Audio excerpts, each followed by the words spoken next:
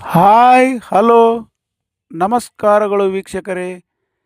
ನಾನು ನಿಮ್ಮ ಪ್ರೀತಿಯ ಮಹೇಶ್ ಕೋಟನ್ಕರ್, ಚಾಲುಕ್ಯರ ನಾಡು ಬಾದಾಮಿಯ ಹುಡುಗ.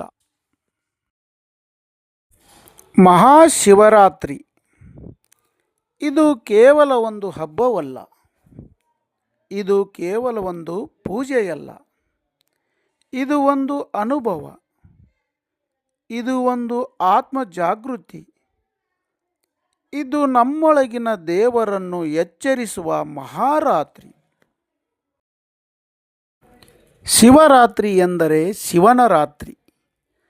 ನಾವು ಸಾಮಾನ್ಯವಾಗಿ ಎಲ್ಲ ಹಬ್ಬಗಳನ್ನು ಹಗಲು ಆಚರಿಸುತ್ತೇವೆ, ಆದರೆ ಶಿವರಾತ್ರಿ ಮಾತ್ರ ರಾತ್ರಿಯಲ್ಲಿ ಆಚರಿಸುತ್ತೇವೆ. ಏಕೆ ಗೊತ್ತಾ? ಈ ರಾತ್ರಿ ಅಂಧಕಾರದ ಮಧ್ಯೆ ಬೆಳಕನ್ನು ಹುಡುಕುವ ದಿನ. ಈ ರಾತ್ರಿ ಅಜ್ಞಾನವನ್ನು ತೊರೆದು ಜ್ಞಾನವನ್ನು ಪಡೆಯುವ ದಿನ. ಭಗವಾನ್ ಶಿವನು ತ್ರಿಮೂರ್ತಿಗಳಲ್ಲಿ ಒಬ್ಬರು. ಅವರು ಸಂಹಾರಕ ಎಂದು ಕರೆಯಲ್ಪಡುತ್ತಾರೆ.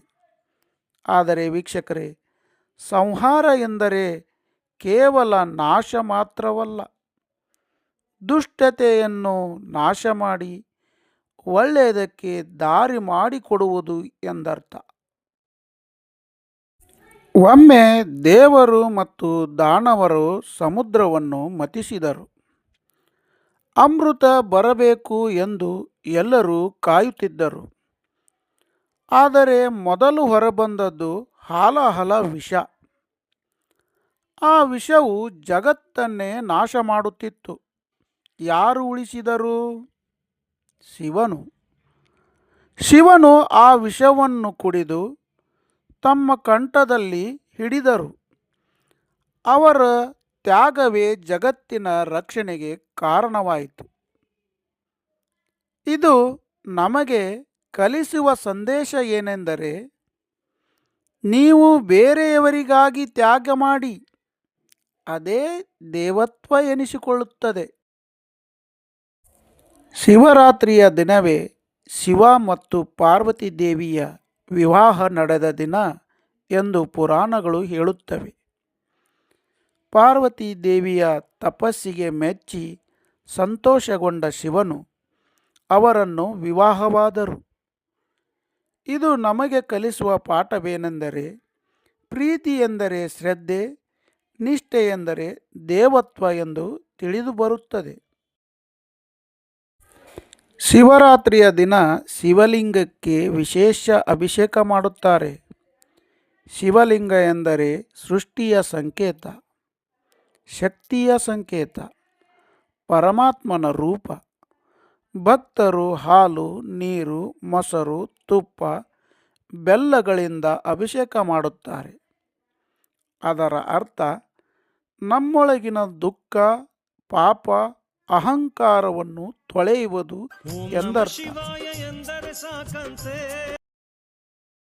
ಶಿವನಿಗೆ ಅತ್ಯಂತ ಪ್ರಿಯವಾದದ್ದು ಬಿಲ್ವಪತ್ರೆ.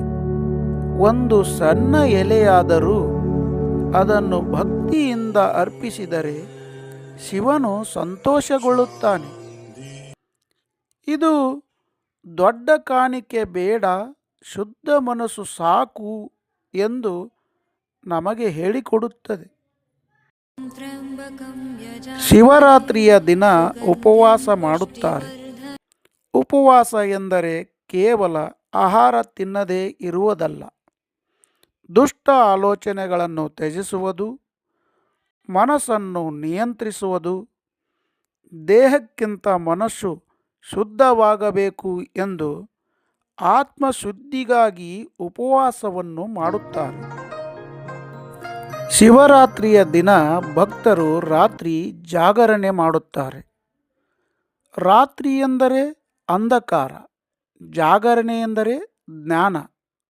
ಅಂದರೆ ಅಜ್ಞಾನದಿಂದ ಹೊರಬಂದು ಜ್ಞಾನಕ್ಕೆ ಸಾಗುವುದು. ಈ ರಾತ್ರಿ ಶಿವನ ನಾಮಸ್ಮರಣೆ ಮಾಡಿದರೆ ಮನಸ್ಸಿಗೆ ಶಾಂತಿ ಸಿಗುತ್ತದೆ. ಒಬ್ಬ ಬೇಟೆಗಾರ ಅರಣ್ಯದಲ್ಲಿ ರಾತ್ರಿ ಸಿಲುಕಿದನು.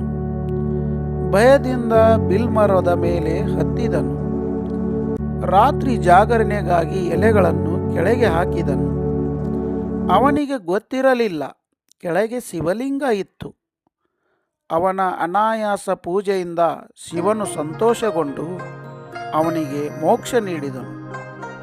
ಈ ಕಥೆಯಿಂದ ನಮಗೆ ತಿಳಿಯುವುದೇನೆಂದರೆ, ಶಿವನಿಗೆ ಬಿಲ್ಪತ್ರೆ ಎನ್ನುವುದು ಎಷ್ಟು ಪ್ರಿಯವಾಗಿದೆ ಎಂದು ತಿಳಿಯುತ್ತದೆ.